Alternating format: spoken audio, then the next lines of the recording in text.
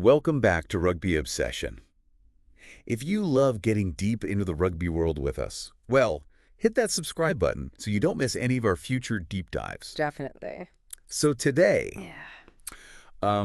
we're going to be looking at a question that I think is on the minds of a lot of Springbok fans Yeah. as we look ahead to the 2027 Rugby World Cup. Right. And that is, who will be leading the team Yeah. after that World Cup? Because both our legendary coach, Rassie Erasmus, Yes. and our inspiring captain, Siya Kolisi, Indeed. have contracts that end after that tournament. It's quite a legacy to follow, that's for sure. It is. Both Erasmus and Kolisi have achieved incredible things with the Springboks. I mean, from consecutive World Cup victories to, unifying the nation through their leadership. Absolutely. Consecutive World Cup titles, a dominant British and Irish Lions series win, and consistent success in the Rugby Championship. Yeah. It's been a golden era for Springbok rugby. It has. We all know every era eventually comes to an end. That's right. And so what makes this deep dive particularly interesting is we've got some clues about who might be in line to take the helm. That's right. Our sources are pointing to a few potential successors, both on the coaching and captaincy fronts. Absolutely. And what's fascinating is that South African rugby has a history of promoting from within. Yeah. So it's no surprise that the names being floated as potential coaches are all familiar faces. Mzwandile Stick, Felix Jones, and Daan Human each has served as assistant coaches under Erasmus, obviously contributing to the team's recent successes. Okay, so let's break down these potential coaches a bit.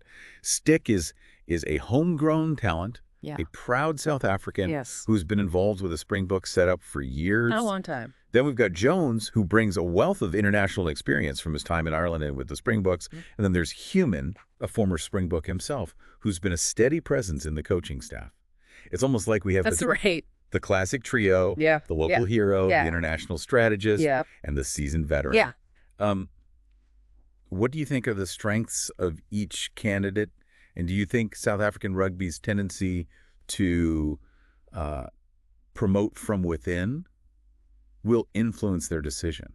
Well, you've laid out the archetypes quite well. I mean, Stick's local knowledge and understanding of the South African rugby landscape could give him an edge. I mean, he's seen as someone who can connect with the players on a personal level and inspire them to perform at their best. Jones, on the other hand, brings a fresh perspective and a tactical mind honed in different rugby environments. His ability to analyze opponents and develop innovative game plans has been crucial to the Springboks' recent victories. And then there's Human. A master of the forwards. He brings a quiet, but very effective leadership style. I mean, his ability to develop the Springbok pack into a dominant force has been instrumental to their success. So if you are enjoying this breakdown on the future of the Springboks, be sure to hit that subscribe button for more deep dives like this. Now, you've highlighted some really interesting points about each of these coaches. Do you think any one candidate stands out, or is it just too early to tell who might have the upper hand at this point? Yeah, it's tough to say at this point. All three have strong credentials, and they've proven their worth within the Springbok setup. I mean, they've been there, they've done that. It's going to be a fascinating race to watch unfold, that's for sure. Okay, let's switch gears and tackle the captaincy.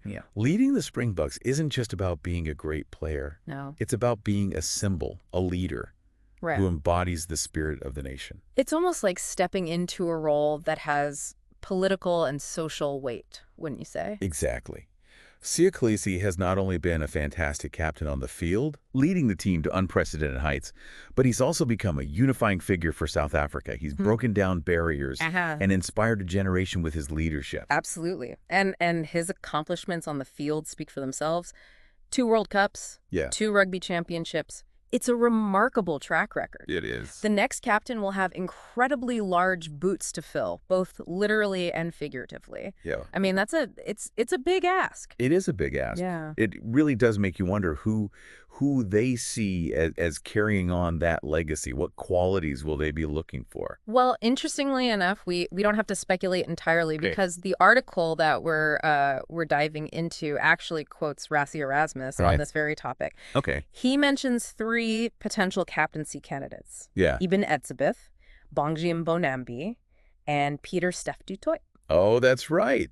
Now, those are three names that any Springbok fan will instantly recognize. Oh, yeah, absolutely. They're all incredibly experienced players Yeah. who've been central to the team's success in recent years. Precisely. And what's important to note here is that each of them has captained the Springboks in recent test matches, so they're not strangers to the leadership role. Yeah. It seems like Erasmus is grooming them for the possibility, giving them opportunities to lead when Kolisi is unavailable. It's almost like an apprenticeship for the captaincy. Yeah, exactly. It must be fascinating for those players to be able to learn from someone like Kolisi, to see how he handles the pressure and inspires the team. Absolutely. And it's interesting to think about the different leadership styles each of these candidates might bring. Etzebeth, for example, is known for his fierce competitiveness and his ability to lead by example with his physicality on the field. And Mbonambi, on the other hand, is a quieter leader, but his work ethic and dedication are undeniable. And then there's Du Toit, a versatile player who's comfortable in multiple positions and who brings a tactical mind to the game. It's going to be really interesting to see how each of these players develops as a leader over the next few years. Do you think their individual playing styles might influence their captaincy styles? I think it's certainly possible.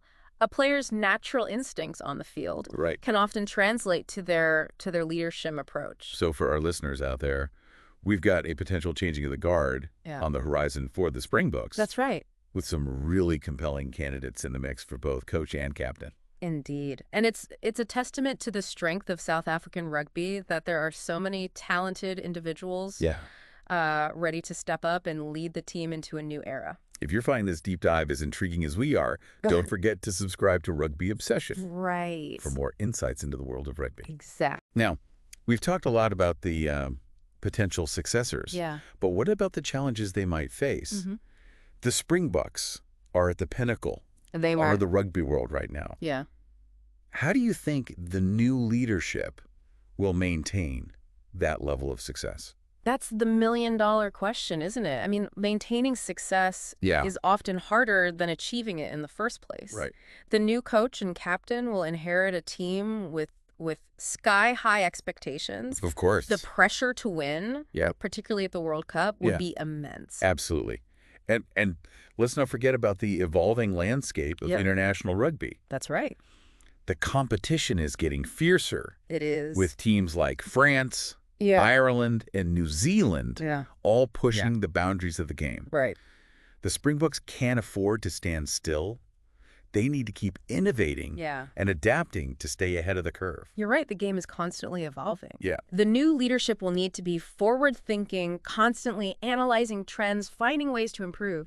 But they'll also need to stay true to the Springboks' core values, that physicality, that relentless defense, that never-say-die attitude. It's a delicate balance for sure. They need to honor the traditions that have made the Springboks so successful, but also embrace new ideas and strategies.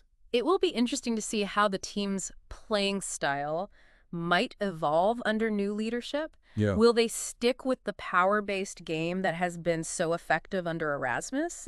Or will they look to incorporate more attacking flair and speed? That's a great point. And let's not forget about the importance of building a strong team culture. The Springboks are known for their camaraderie, their unity, that sense of being a band of brothers. Exactly. The new leadership will need to foster that spirit. Ensuring that the team remains a cohesive unit both on and off the field. 100%. It sounds like the new coach and captain will have their work cut out for them. It is. It is. But it's also an incredible opportunity. It is a massive opportunity. To lead the Springboks is to be a part of something truly special, a team that represents so much more than just rugby. Absolutely. I mean, the Springboks carry the hopes and dreams of a nation on their shoulders. And they've consistently shown that they can rise to the occasion, inspiring millions with their performances. They really have, and that connection with the fans is so important. Oh, it's vital. The Springboks have such a passionate and dedicated following around the world. They do. Do you think that the new leadership will need to be mindful of that? Of maintaining that connection with the supporters? Without a doubt. The Springboks are more than just a rugby team. They're a symbol of national pride and unity. The new coach and captain will need to embrace that role, understanding that their actions and decisions resonate far beyond the rugby pitch. It's almost like they become ambassadors for Exactly. South Africa, carrying that responsibility with them wherever they go. Exactly. And in a country as diverse and complex as South Africa, Right. that's a significant undertaking. Yeah. It makes you realize that there's so much more Yeah. to these leadership roles than just tactics and game plan. 100%. It's about leadership, Yeah. inspiration, Yep. and connecting with people on a deeper level. Precisely. And that's what makes this transition so fascinating to observe. It's not just about replacing players and coaches, it's about shaping the future identity of the Springboks. It's like a new chapter is about to begin. It is. And we're all eager to see how Yeah. the story unfolds. Yeah. And for all of our listeners who are as captivated by this topic as we are, remember to subscribe to Rugby Obsession Yes. for more deep dives into the world of rugby. So as we wrap up this discussion, what are your final thoughts? What are you most looking forward to seeing as the Springboks head towards the 2027 World Cup? Well, I'm excited to see how the team evolves under new leadership. Will they maintain their dominance? Will we see new stars emerge? Yeah. Will they adapt their style of play? There are so many intriguing questions, and only time will tell what the answers will be. It's going to be a thrilling ride, that's for sure. And we'll be here every step of the way, breaking down the action Absolutely. and analyzing the key moments. For now, we want to hear from you. Who do you think would be the best coach and captain to lead the Springboks after 2027? Share your thoughts in the comments section. Yeah, it's a great question to ponder, and it sparks the kind of passionate debate that makes rugby such a captivating sport. Absolutely. Thanks for joining us on Rugby Obsession. We'll be back with another deep dive soon. Until then, keep that rugby passion burning.